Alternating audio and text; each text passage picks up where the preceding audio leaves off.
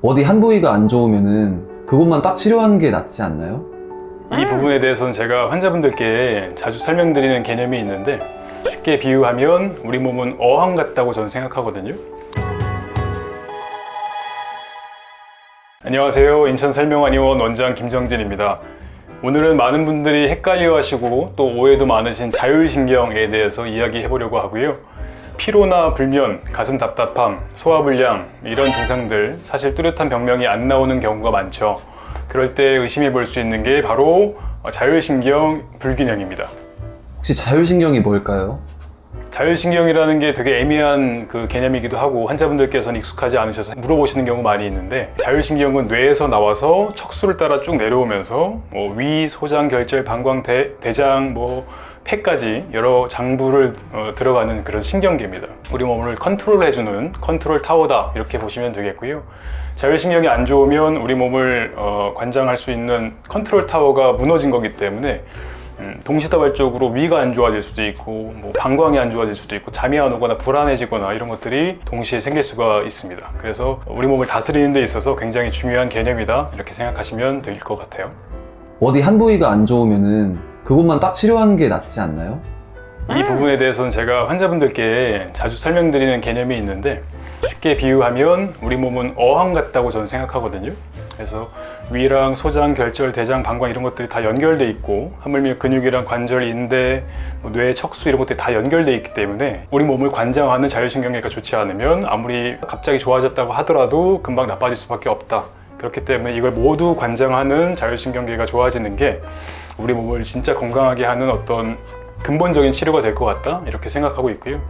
현대의학적으로 위가 안 좋으면 소화기내과 가고, 방광이나 신장 안 좋으면 비뇨기과 가고 하지 않습니까? 그러다 보면 약이 이렇게 한 움큼씩 많이 늘어나는 경우가 있어요. 대부분의 분들이 그렇게 살아가시는 것 같은데, 사실은 그 근본이 되는 자율신경을 치료하는 것이 어쩌면 우리 몸을 진짜 다스리는 근본이 될 수 있다, 진짜 치료가 될 수 있다, 이렇게 생각하고 저희는 치료에 집중을 하고 있습니다. 자율신경이 정확히 어떤 걸까요? 자율신경은 우리가 말 그대로 스스로 조절되는 신경이라고 보시면 되는데요. 자율적으로 움직이는 신경, 이렇게 보시면 편할 것 같습니다. 그래서 쉽게 말해서 우리가 의식하지 않아도 심장이 뛰고 숨 쉬고 소화가 되는 거를 가능하게 하는 신경이라고 보시면 되는데, 두 종류가 말씀드렸지만 있습니다. 첫 번째는 교감신경인데, 교감신경은 긴장하고 또 대비하게 하는 어떤 그런 준비하게 하는 신경이고, 부교감신경은 쉬고 회복하게 하는 그런 신경이다, 이렇게 보시면 되겠습니다. 최근 현대인들에게 문제가 좀 많아졌을까요? 아무래도 그럴 수 있다고 생각하고요. 자율신경이라는 거는 교감신경, 부교감신경 두 가지로 구성되는데, 교감신경을 우리가 들뜨게 하고 항진되게 하고 하는 신경들, 부교감신경은 차분하게 하고 가라앉히게 하는 신경들이기 때문에 이 균형이 깨질 수 있는 환경이 현대인들한테는 많다, 이렇게 생각이 듭니다. 긴장되게 하는, 불안하게 하는 어떤 영상들, 컨텐츠들 이런 것들이 많기 때문에 쉬려고 영상을 보면서도 몸은 쉬지만 뇌가 쉬지 못하는 상황이 많이 생기기도 하고요.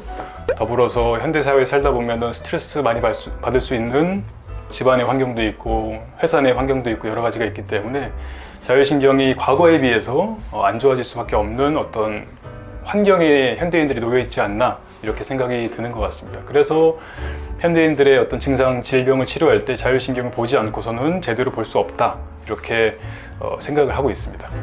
자율신경이 망가졌음을 쉽게 알 수 있을 것 같은 예시 같은 게 있을까요? 좋은 질문인데요.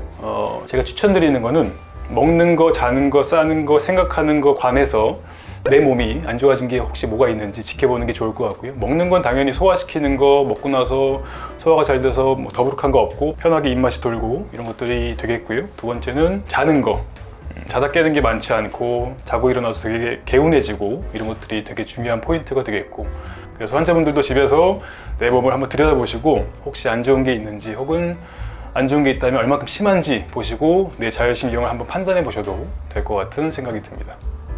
그러면은 자율신경에 문제가 생기면 어떤 문제가 일어나는 걸까요?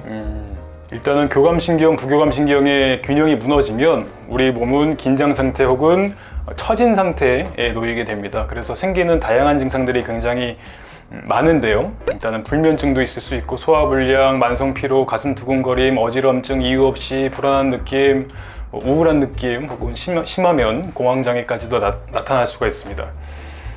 여러 가지 증상이 복합적으로 오기 때문에 이게 한 개씩 있을 수도 있고 섞여 있을 수도 있고 뭐 그런 양상이 사람마다 다르게 있을 것 같습니다. 그럼 한의원에서는 실제로 어떤 치료를 받게 되는 걸까요? 대부분 비슷할 것 같은데요. 뭐 크게는 세 가지입니다. 첫 번째는 한약 치료인데 한약을 통해서 기혈을 순환시키고 장부의 기능을 회복하고 교감신경과 부교감신경의 균형을 맞추는 사람마다 다르겠지만 개별 처방을 내드리게 되고요. 두 번째로는 침과 뜸을 병행하면서 저희 한의원에서는 대사뜸이라는 걸 쓰는데 복부에 큰 수치랑 쑥으로 섞인 뜸을 써가지고 자율신경의 조절을 맞춰주는 그런 자극을 드리는 게 있습니다. 그리고 세 번째로는 당연히 이게 제일 중요할 수도 있는데요. 생활습관을 코칭하고 교정하는 겁니다. 식습관이나 수면습관, 스트레스 대처법 같은 것들을 저희가 개별에 맞게 설명드리고 맞춰드리는 게 있고요. 환자분들께서 가끔씩 설마 이런 증상이 자율신경 때문에 생기는 거야? 라고 궁금해 하시는 경우가 있는데 실제로 맞는 경우가 굉장히 많이 있어요.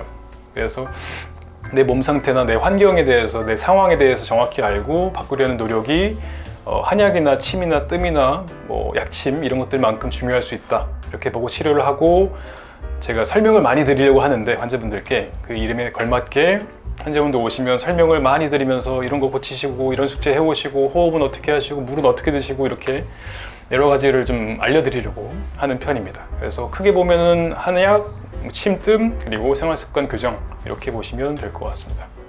마지막으로 이 영상을 시청하는 분들께 하고 싶은 말씀이 있으실까요? 오늘은 자율신경에 대해서 이야기 나눠봤는데요. 이상하게 피곤하고 불안한데 뭐 증상이 있는데 병원에서는 큰 이상이 없다, 뭐 원인이 없다라고 하시는 분들 혹시 자율신경 문제가 아닐지 한번 생각해 보시는 계기가 됐으면 하고요.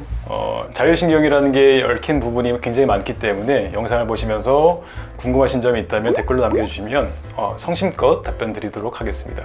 오늘 영상도 봐주셔서 감사하고 자율신경에 대해서 더 아시는 그런 영상이 되셨으면 좋겠습니다. 오늘도 건강한 하루 보내시고 다음 영상으로 뵙겠습니다. 감사합니다.